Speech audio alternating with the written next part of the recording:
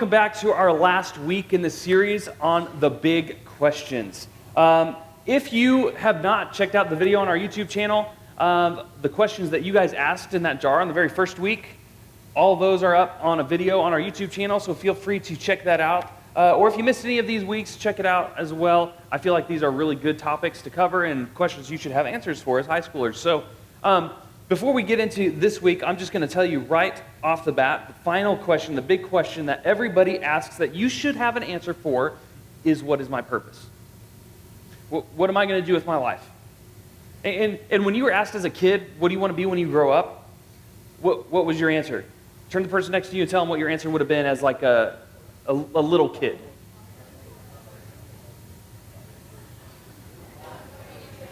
Five seconds. 4, 3, 2, 1. All right, who said doctor? Who said astronaut? Doctor. Who said something else cool? Teacher? What'd you say? Popo. Gym teacher. Okay. For me, when I was a little kid, I was going to be the next MJ. I was going to be a professional basketball player. I was going to get recruited into the NBA right out of high school, and I was going to own the court. And then I stopped growing in 8th grade, so that didn't happen.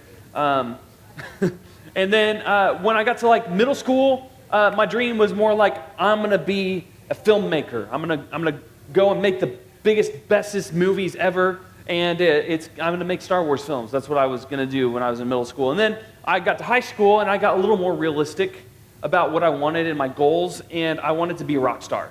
So I wanted to actually go to college and get my business degree so I could know how to market myself as a rock star. And that didn't happen. So I'm here today no, I'm just kidding. God called me in a different direction. I love my job, okay?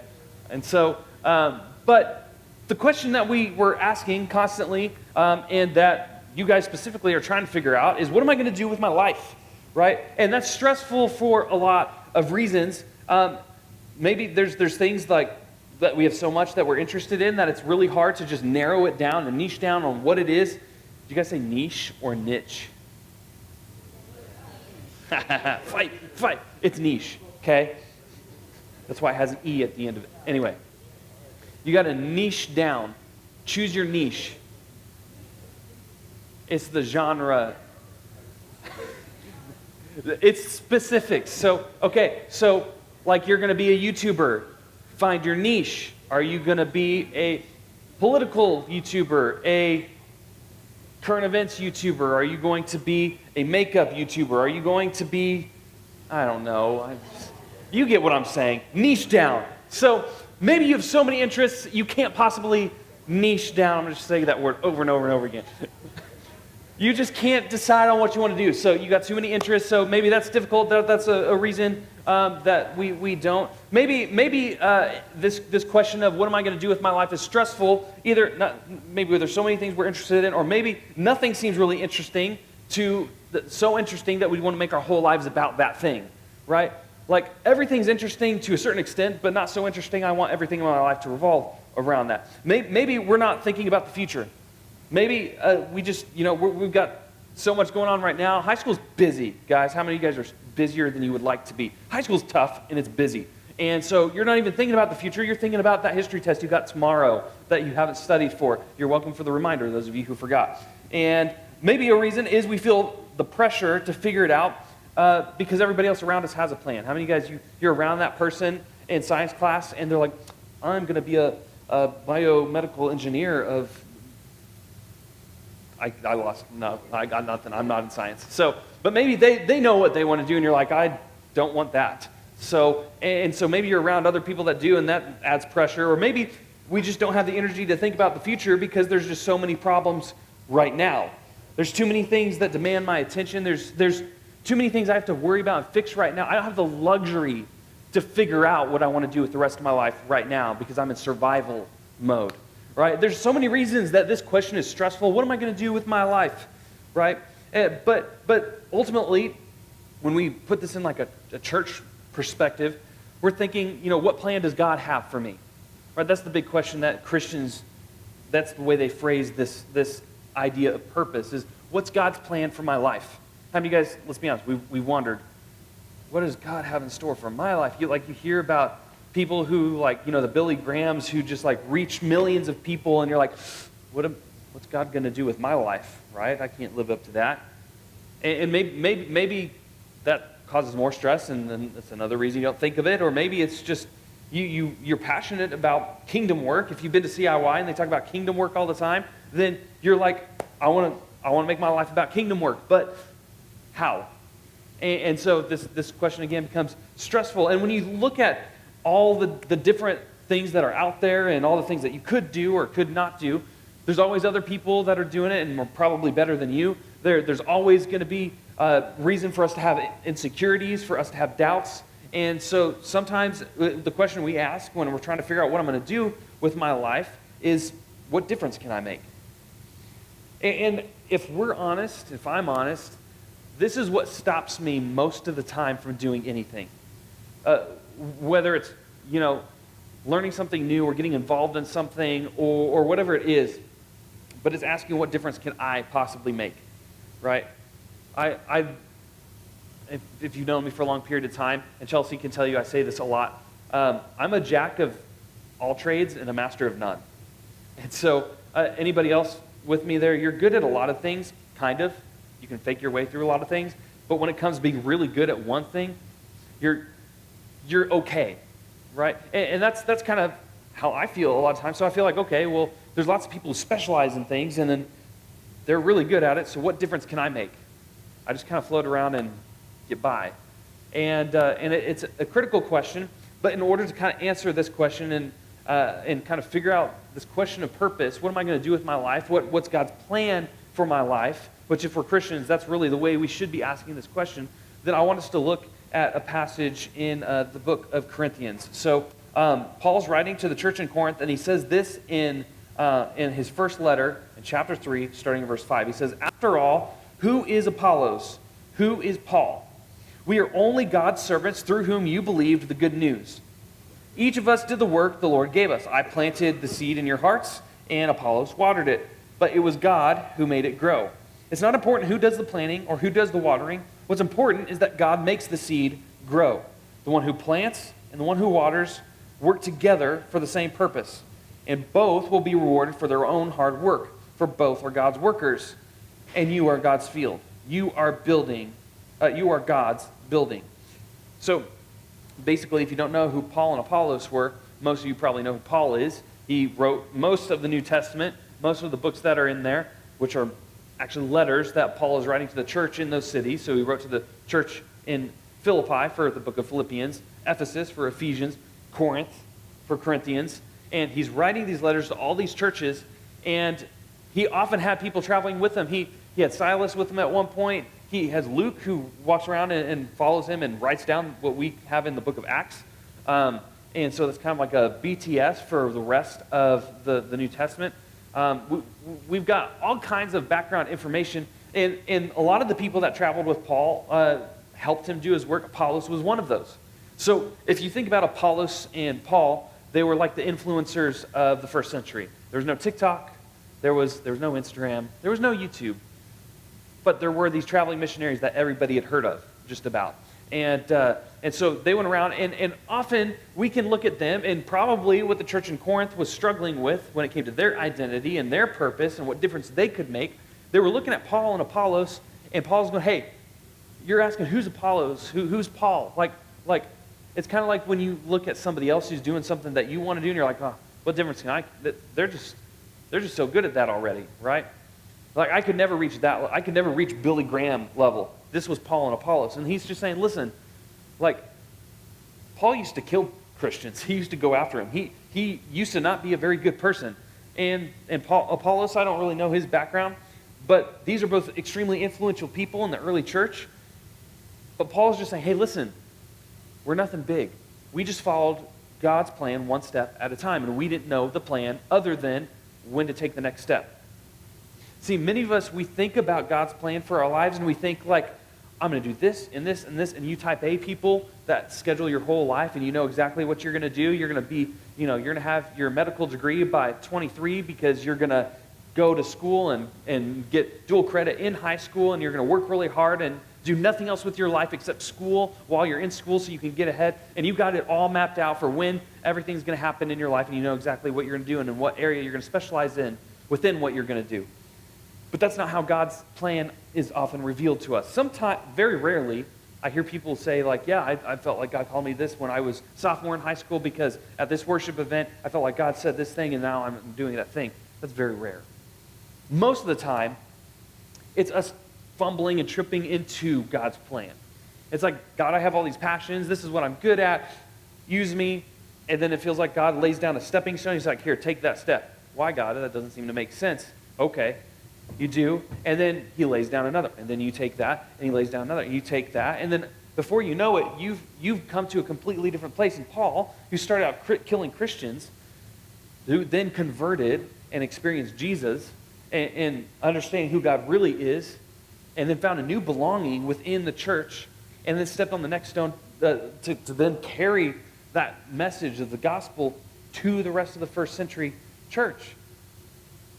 And shaped the church that we now know today. And so, again, Paul and Apollos, who are they? He goes, listen, we're just doing what God called us to do. And it's really that simple. He uses the analogy of watering and seeds, and he's basically saying, right, one of us plants the seed, the other one waters, and God makes it grow. We all have different roles, and they're not going to be the same, but they're both equally important. If somebody were to plant a seed but then not nurture it or anything, nothing's going to grow out of that soil. If nobody plants a seed but you come and nurture that soil and you water it and make sure it gets the right amount of sunlight, it's still not going to grow because there's no seed. You got to have both. You got to have somebody who's planting the seed, somebody who's nurturing it and watering it, and then Mother Nature can do his work. God can do his work. And often we overlook that and we think, well, what difference can I make in God's big, grand plan for my life? And the reality is, the simple act of obedience and taking one step at a time will take us so much further than these big, lofty dreams that will never become reality. And so my encouragement for you when you're asking what difference can I make, what's my purpose, what's God's big plan for my life, is to do what you can do in the meantime. It'd be pointless to sit around and argue which role is more important, because that's the wrong question.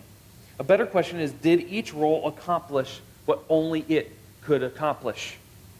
In other words, it's possible that we're spending a lot of time trying to imagine a future that impresses the most people, makes us the most money, has the most influential outcome, makes us really happy, when we should be asking, am I doing what only I can do? And maybe you don't know what that is, but you do know that each person is gifted uniquely to do something. That you have something to bring to the table, not just that you're only a person that is only good for what you can contribute. That's not the idea I'm trying to convey. But everybody has unique giftings from God. And some of you have figured those out. Some of you, again, can't narrow it down. You can't niche down. Some of you, however, you don't know. You don't know what you're good at. You don't know what your specialty is. You don't know what God could possibly use in your life. And it's so important to have a community of believers around you that can pull out those truths and pull out your giftedness. And for so many people, it's people going to say, hey, you need to go do this because you would be good at it. And most of the time, us, when we're insecure and we have self-doubt, and we're like, oh, I couldn't do that. And it takes somebody else calling that out of us and being like, no, you could do that. You need to go do that. You need to go work on it. Right? There's so many students that have come up here and are part of Praise Team because somebody specifically went up to them and said, hey, you need to go audition. You could do it. And then it changes the trajectory of their life. My wife was one of those. She was in middle school, and one of her small group leaders, I believe, or her parents, somebody came up to her and said, hey, you need to work on, you got a gift for music, and you need to work on this. Here, we're going to go take piano lessons. Or you need to go and audition for the student praise team because you could use your gifts in that way.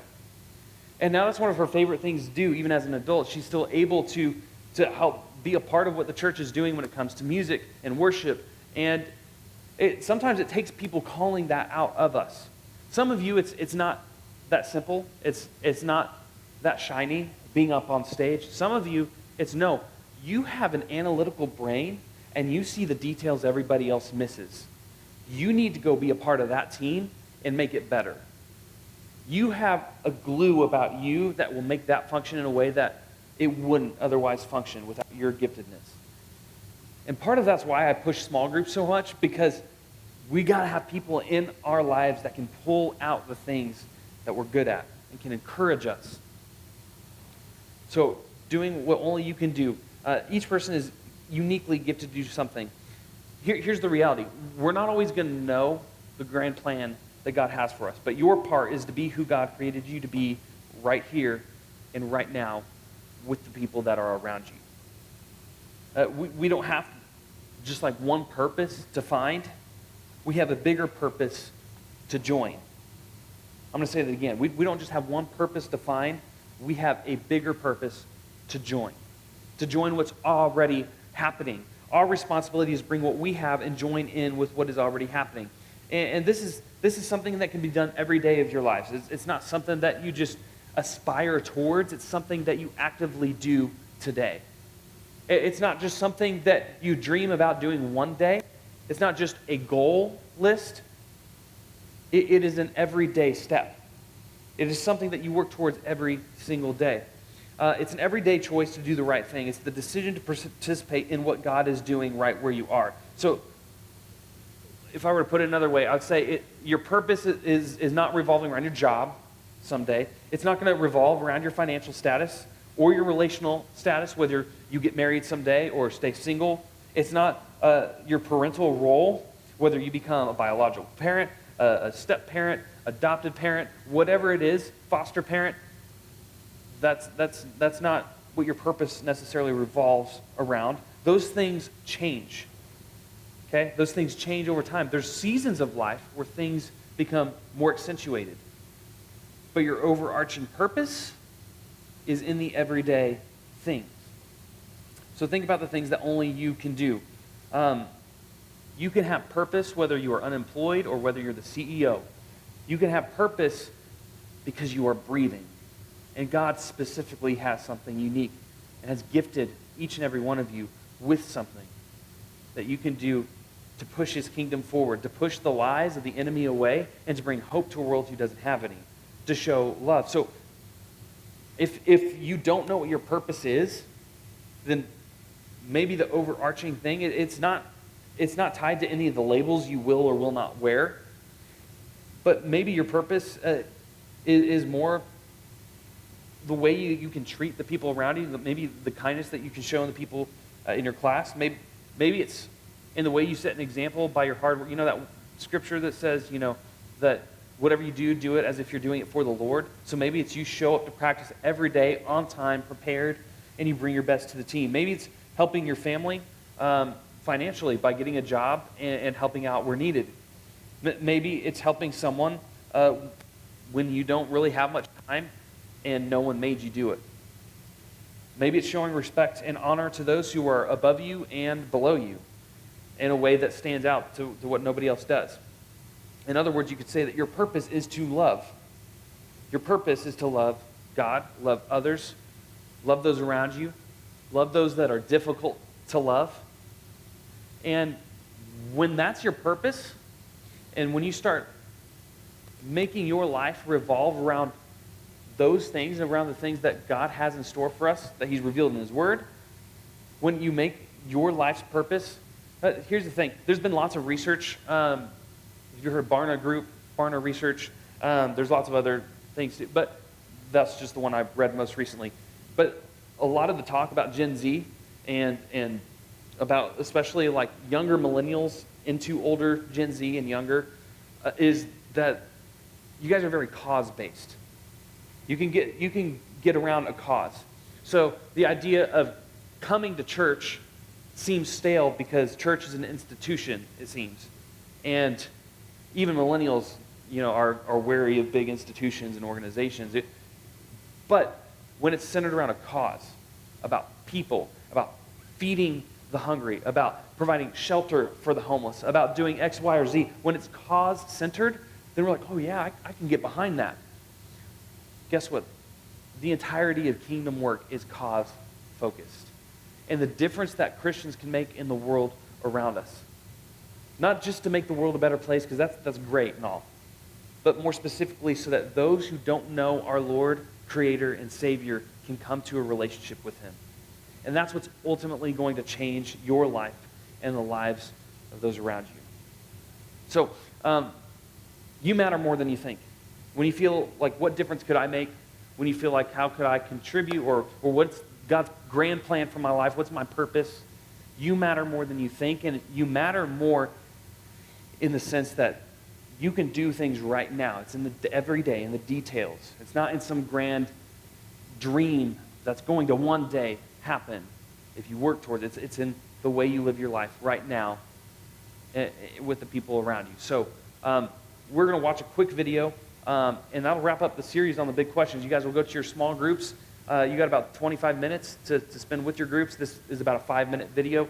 And then I would encourage you guys to just really be present in your group times and try to be conscientious and be there for the people in your group. Pray for each other, but also just have fun together. Get to know each other. A lot of times, groups can feel forced if you don't know the people in your groups well. So take advantage of the time to get to know the people in your groups so that you can really bring out the best in each other. And that's going to make this whole purpose thing a whole lot easier. So let me pray. We'll watch this video, and then you guys will be dismissed to your groups.